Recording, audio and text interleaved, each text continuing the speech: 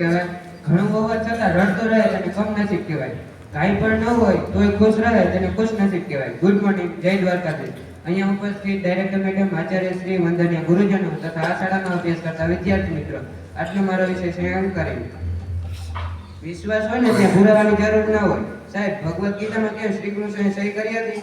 તો ગીતાજીનો શ્લોક લઈને આવશે મયુરભાઈ.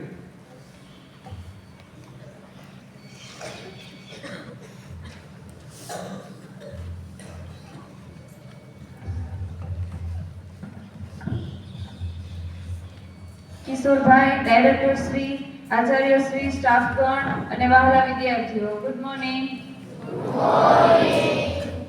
અધ્યાય દ્વિતીય. સંજય ઉવાચ તથા કૃપયાવિષ્ટ પુણ્ય શ્લોકે ક્ષમ્ય વિસંતમિદ વાક્ય ઉવાચ મધુસૂદનમ.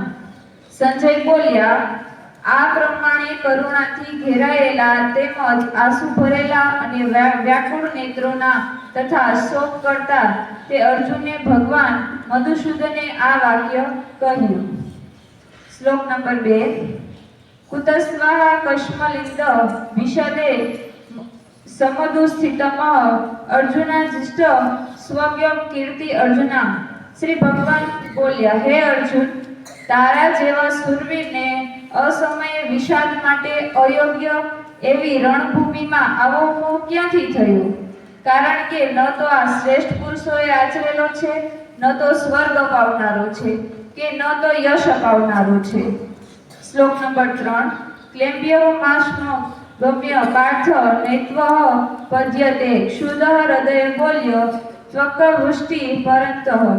આથી હે પાર્થ, નપુંસકતાને વશ ન થા, અને એ શોભતી નથી. એ શત્રુઓને તપાવનાર હૃદયથી આ તુચ્છ દુર્બળતાને ત્યજીને યુદ્ધ માટે ઊભો થઈ જા.